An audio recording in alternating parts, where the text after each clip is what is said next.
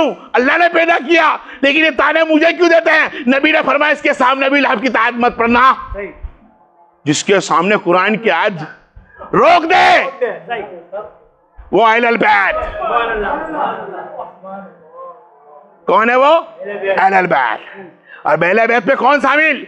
हसनैन पंजेतन तो आपने सुन लिए, खानदान वाले भी सुने बराबर। जाफर भी आ गए, अकील भी आ गए, अली भी आ गए, हमजा भी आ गए, अब्बास भी आ गए, अब्दुल्ला अब्बास भी आ गए, उमर फारूक भी आए।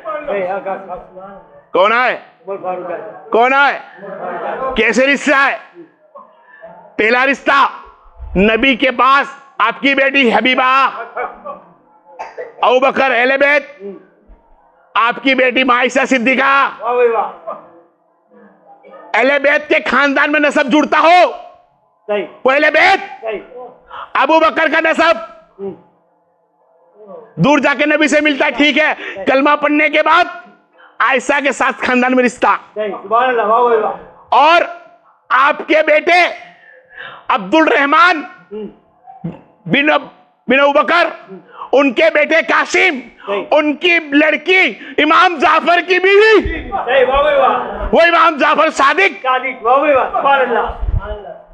तो दो क्या? दो क्या? जाफर कौन? अली की औलाद। जाफर कौन? नबी का नवासा। जाफर कौन? अबू बकर का नवासा। सिद्दीक है। कौन है? सिद्दीक। हाँ, तो ये मैं आज अहले बैत के बारे में समझाना चाहता हूं तुम्हारे को कि ये अहलुल बैत है। जिसने अल्लाह के रसूल के खानदान वालों के साथ रिश्ता रखा वो अहलुल बैत। उमर फारूक अलैहिस्सलाम फिर भी मौलाए कायनात की बारगाह में जाते हैं। मैं कई फेरी बोला, फिर बोलने का मन होता है कि मौलाए कायनात की बारगाह में जाते हैं और अली को फरमाते हैं, अली आपकी लड़की की शादी मुझसे क्यों ना कर देते? आपकी लड़की की शादी मुझसे क्यों ना कर देते? उमर फारूक के साथ अली शेर खुदा की लड़की का निकाह हुआ। फरमाया क्यों इतने हो कि कयामत के दिन मुझको अहले बैत के नाम से पुकारा जाए। आई समझ? नसब जिसको बोलते हैं वो माँ से भी लागू होता है, बाप से भी लागू होता है। जो माँ से भी अगर अहले बैत के अंदर शामिल है तो वो अहले बैत हो गया, और बाप से भी है तो वो अहले बैत हो गया।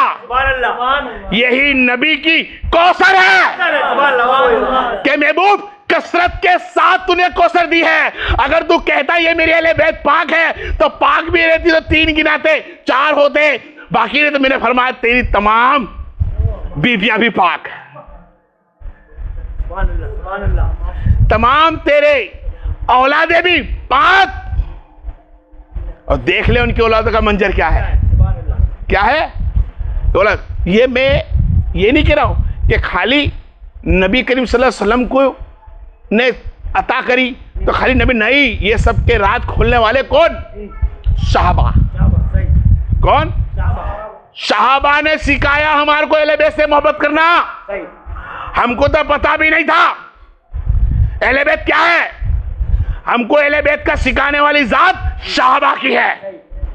सबसे पहले सहाबा ने खबर दी और बधाई दी और एहतराम करा, इज्जत करी और गले से लगाया, मन कुन तो मौला फाज़ाहुर अली वल मौला। जब ये खबर नबी ने दी तो सबसे पहले गले मिलने वाली जात उमर फारूक आज़म थी, दूसरी जात अबू बकर सिद्दीक थी। तमाम साहबा ने खबर दी कि अली अब तो तुम हमारे भी मौला। खैर बहरहाल उस अली मौला का बयान आगे आने वाला है। मुझको जाना है वाहिद अहले बैत पे। तो ये अहले बैत की जो ताजीम करते हम, इज्जत करते हैं, सैयदों का एहतराम करते हैं, ये वाहिद सहाबा के नक्शे कदम है। किसके? सहाबा के। अगर सहाबा हमारे बीच में ना होते और खाली कुरान ही होता, हम गफलत में होते हैं। खाली सहाबा को पकड़ेंगे तो गफलत, खाली अहले बैत को पकड़ा तो गफलत, खाली कुरान को पकड़ा तो गफलत। इसके लिए मेरे नबी ने फरमाया कि लोगों तुम्हारे बीच में सकलैन फी सकलैन, दो भारी चीज। खैर आने वाले कल में इसको पूरा खोलूंगा, खाली शॉर्ट चलूं, पहला दिन आज। फी सकलैन, दो भारी चीज छोड़कर जा रहा हूं। क्या? एक तो अल्लाह की हक्कुल मुबीन कुरान, और कुरान का फिर बयान किया आपने कई देर तक बयान किया, और फिर फरमाया अब मेरी अहले बैत, मेरी अहले बैत, और अहले बैत का नाम आता है तो तीन फरमाते हैं। कुरान को बोला एक मर्तबा, ए लोगों मैं तुम्हारे बीच दो चीज छोड़ के जा रहा हूं, फी सकलैन, दो भारी चीज है, इसको पकड़ के रखना, कुरान हक्कुल मुबीन। उसको एक मर्तबा, नबी ने अहले बैत का नाम 3 मर्तबा लिया। क्यों यार? सवाल उठता है ना, अहले बैत का नाम 3 मर्तबा लिया था, कुरान का भी 3 मर्तबा लेना था, तो क्यों कुरान का नाम एक ही मर्तबा है और अहले बैत का नाम 3 मर्तबा नबी ने लिया? गदीर के मैदान में, मैदान के अंदर जहां कमोबे सवाबा 1,25,000 सहाबा मौजूद, उनके बीच में खड़े रहके मेरे नबी ने फरमाया, ए लोगों मेरी अहले बैत से मोहब्बत करना, मेरी अहले बैत की मदद करना, और मेरी अहले बैत से रिश्ता जोड़ के रखना। क्यों भाई? मदद करे, रिश्ता भी जोड़े, 3 फेरी क्यों? और कुरान को 1 ही फेरी? तो फरमाया कुरान वो नेमत है हक्कुल मुबीन, जालिकल किताब, कि कुरान को हर फिरका पढ़ेगा। बिल्कुल सही। अहले हदीस तो पढ़ता है, बोलता है जब कुछ तुम बड़ा, कुछ तुम ही बोलते हैं, और कौन पढ़ता भाई? कितने फिरके अपने अंदर? बोलो भाई। देवबंदी पढ़ता है, अहले तस्हीह पढ़ता है, वहाबी पढ़ता है, और कहीं फिरके पढ़ते हैं। तो कुरान पे सबका ईमान, क्या बात है, वहाबी का ईमान, अहले हदीस का ईमान, अहले तस्हीह का ईमान, हर एक का ईमान कुरान पे होगा। कुरान पे सबका ईमान होगा। ईमान में डगमगा जाएंगे ना, तो वाहिद मेरी जात से, मेरी मोहब्बत से, और मेरी जात से, मेरी मोहब्बत से, अल्लाह से मोहब्बत का रिश्ता रखना है, तो कुरान काफी नहीं, मेरी अहले बैत को थाम के रखना, मेरी अहले बैत से समझना। और अहले बैत कुरान एक दोनों साथ है। और कयामत के दिन नबी ने फरमाया, कयामत के दिन कुरान अहले बैत मेरे साथ आएगी और साथ खड़ी होगी। तो अली ने फरमाया हाँ, कयामत के दिन अली और कुरान नूर बनकर साथ में होगा। अहले बैत और कुरान दोनों एक है। तो ये अली मौला पे जाता है, उस पंजतन पाक पे जाता है, और यहां तक की तफसील में जाता है, जो आलिम उलमा हक पे खड़े हैं औलाद रसूल बनकर, उन्हीं के साथ भी कुरान है। हर सैयद के साथ नहीं, हर अहले बैत वाले के साथ नहीं। वो अहले बैत खरी, वो सैयद खरी, पर खताकार है, गुनहगार है, कुफार नहीं है, क्या बात है, जन्नम ही नहीं है, जन्नम में नहीं जा सकता। अहले बैत पे जन्नम हरार कमार है, हराम हो गई है। सैयद नमाज नहीं पढ़ता, गुनहगार। सैयद हक नहीं खाता, गुनहगार। सैयद अच्छे काम नहीं करता, गुनहगार। वो सैयद जो बना है वो कुरान पढ़ के नहीं बनाना। क्या बात है, सैयद जो बना है वो नमाज पढ़ के नहीं बना। वो सैयद जो बना है वो रोजे रख के नहीं बना। सैयद जो बना है परहेजगारी से ना बना। तो सैयद या रसूल अल्लाह, ये जल्लाबेदीन, ये अबू हनीफा, ये आला हजरत रहमतुल्लाह अलैह, तो सैयद कैसे बना? तो इनकी किताबों में झांककर मिलता है, ये खून मोहम्मद मुस्तफा से बना है, इसके अंदर खून मुस्तफा है। अगर नमाज सजदों से सैयद बन जाते, मदीना और मक्का में सबके सब सैयद है, नमाज ही पढ़ते वहां। नमाजों से मस्जिद सैयद नहीं बनता, अहले बैत नहीं बनता। आरिफ में ये खून मुस्तफा है, ये कौसर है। इतनी दी कसरत के साथ, इतनी कसरत के साथ कि कोई ऐसा इलाका बाकी नहीं रखा, कोई शहर, कोई देश, कोई जगह, कोई 100-200 मीटर दूर तक भी कि जहां अल्लाह का रसूल सल्लल्लाहु अलैहि वसल्लम की औलाद मौजूद ना हो। सही है, बिल्कुल। क्या हर जगह कौसर फैली हुई है। एहतराम करे, सैयद की इज्जत करे, अगर खताकार भी है तो उसकी इज्जत करे, और नमाज नहीं पढ़ता है तो भी इज्जत करे, उससे मोहब्बत करे, उसको दीन दिखाए कि भाई आपका काम है, ये भाई आपका काम ना, क्यों आप वारिस हो, तुम अल्लाह के रसूल के वारिस हो, हक पे आ जाओ, हम तुम्हारे साथ हैं, तुम आगे चलो हम पीछे चलते हैं, हक पे आ जाओ। बस कोई भी सैयद घराना हो, अहले बैत हो, वो हक पे आ जाए तो तमाम उसके पीछे है। अरे पीर साहब अगर बड़ा बन के बैठा है तख्तों के ऊपर, कामिल तक पहुंच गया, आंख बनकर नमाज इधर उधर की पढ़ ली, वली बन गया, मुर्दे उठाते हो गया, इतनी ताकत, लेकिन जब औलाद रसूल आ जाए ना तो तखत छोड़ने का हुक्म है। ये ताजीम है, ये ताजीम है सैयदों के अहले बैत की। तो कोशिश करें हम अहले बैत की ताजीम करें, इज्जत करें, और माँ फातिमा ज़ोहरा अलैहिस्सलाम के औलाद जो हमको अता फरमाई अल्लाह ने, उनकी नस्ब जो दिया है, उनकी नस्लें दी है, उनके बताए रास्ते पर चले।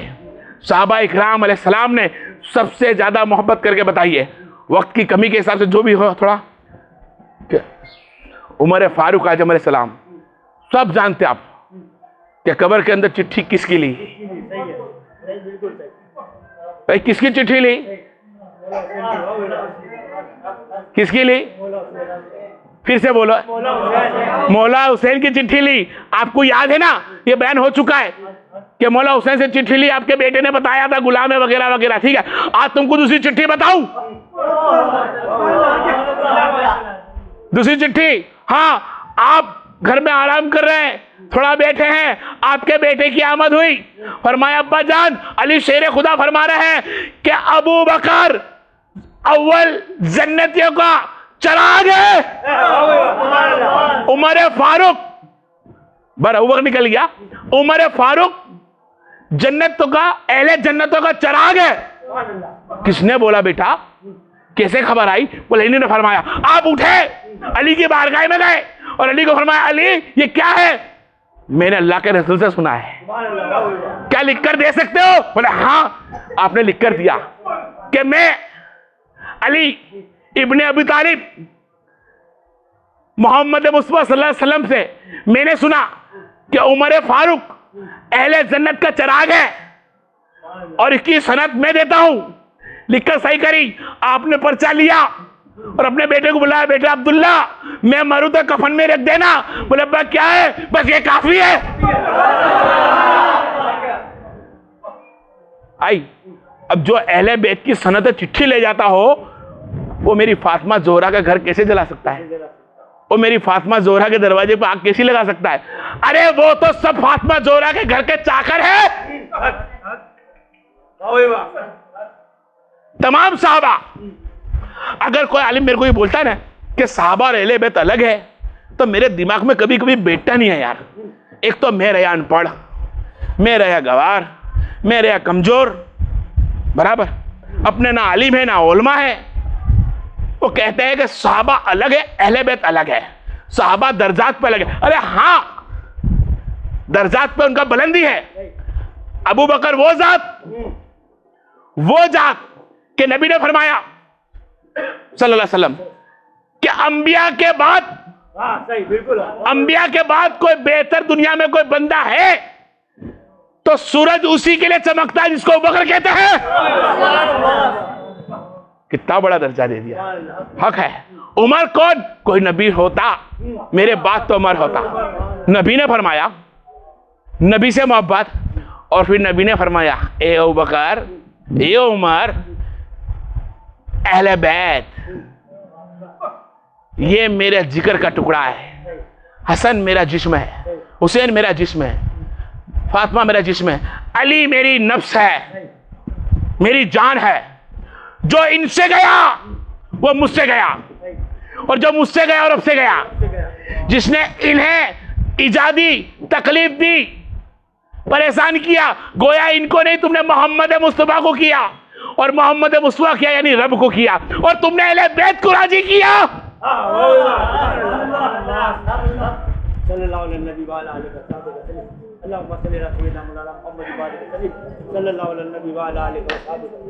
तुमने अहले बैत को राजी करा तो समझना तुमने मोहम्मद मुस्तफा को राजी किया, और तुमने नबी करीम को राजी किया, तुमने रब को राजी किया।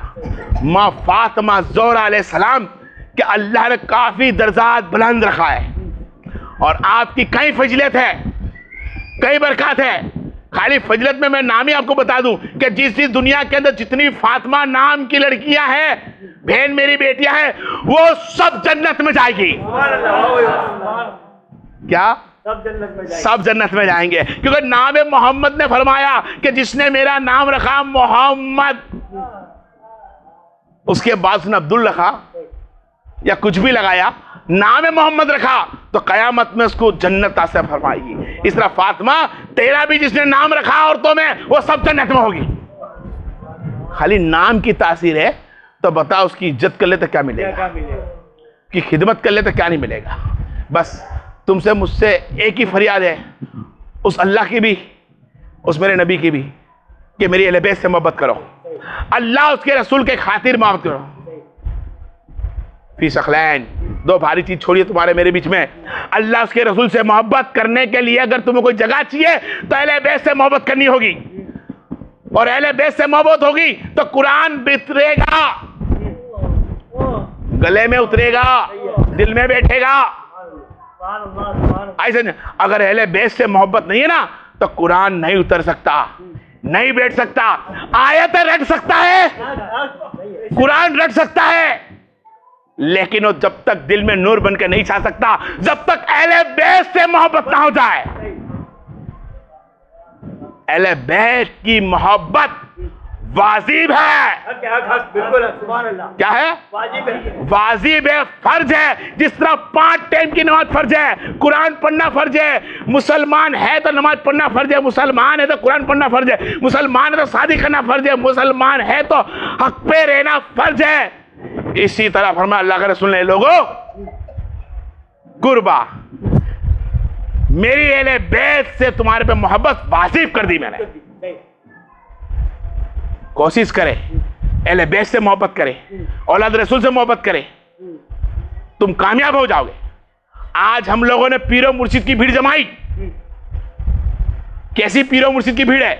सिर्फ पीरों ने हाथ चुमाया, फूल पेरे, पैसे जेब में लिए, बैग उठाई, गाड़ी लेके चले। कौन है भाई? भाई पीर साहब है। हक पे पीर तो है ही नहीं। दुनिया में वाहिद नाम पीर का है, पीर तो मोहम्मद मुस्तफा है, पीर तो अली है, पीर तो हसन हुसैन है, पीर तो जैनुल आबिदीन है, और पीर तो अली शेर खुदा है। तुम्हारे जहां तक पहुंचना हो, जो पहुंच जाओ उस जगह को पीर बोलता है। पीर किसको बोलता है? पीर का मतलब होता है वहां तक पहुंचना, और मुरीद का मतलब होता है सफर करना। मुरीद बनता हूं, सफर करता हूं, अपने साथ उठने बैठने का सीखूंगा, अहले बैत के पास बैठूंगा, कुरान पढ़ूंगा, सीखूंगा, गौस और खाजा तक पहुंच जाऊंगा। वो पीर होता है। वो पीर नहीं होता सिर्फ सेरा डाले, हाथ चुमाए, अशरफिया खीसे में रखे, नियत खाए, अमीर हो तो उसकी वाह वाह करे, गरीब हो तो टाइम नहीं है। खैर, आने वाले 9 दिन और बाकी है। अल्लाह तुमको और मुझको हक पे रखे, और हम जो महफिल सजाते हैं वाहिद अल्लाह उसके रसूल के लिए। मैं नियत खिलाता हूं, नियत तुम खाते हो, अल्लाह के दिए में से है, मेरा कुछ भी नहीं है। पर ये महफिल खिलाने का कारण खाली ये कि हम सब भाई भेगी हो, एक टाइम का खाना हमारे एक संगात में हो, और हम उसके बाद खाए बाद अल्लाह का शुक्र बजाए, हम दो सना करें जिसके सदके में हम बनकर आए हैं। खैर, मेरे को इल्म से नहीं जाना कि मुल्ले लोग फतवे बहुत लगा देते हैं। क्या लगाते हैं? फतवे बहुत लगा, लेकिन क्या करूं, ये दिल भी ऐसा है ना, कनपड़ी आए उम्मी। क्या बोला? उम्मी। कुरान में उम्मी बोलते हैं अनपढ़ को। मैं अनपढ़ हूं, तो इसके लिए उंधी सीधी बात हो जाती है। हमको जो जिस्म मिला, जो जिस्म मिला, जो रूह मिली, यहाँ पे माँ बाप की पहचान मिली, भाई बहन की पहचान मिली, औरत आदमी की पहचान मिली, दोस्तदारी की पहचान मिली, जन्नत जन्नत का फैसले की पहचान मिली।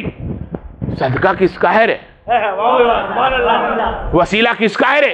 अरे तमाम नेमत दुनिया में मिलती है, माँ बाप बहन भाई को रिश्ता जुड़ाया। अल्लाह ने खाली रूह बना कर रखी थी, जिसको बना के रखा।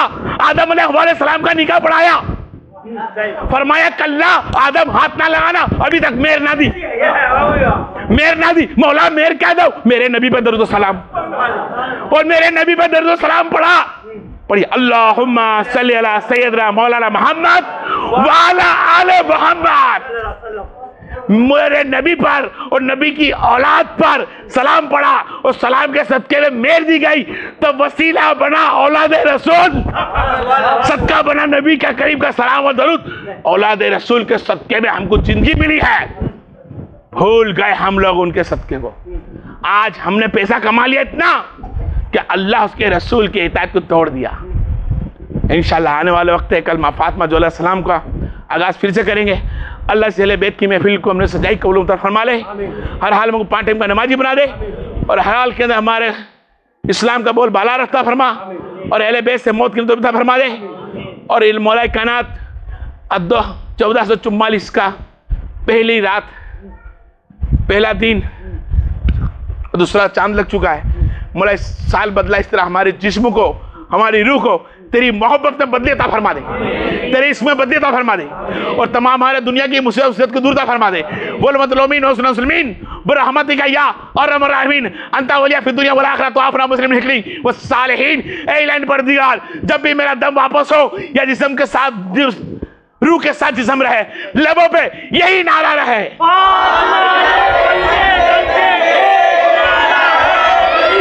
या मौला अली, ला इलाहा इल्लल्लाह।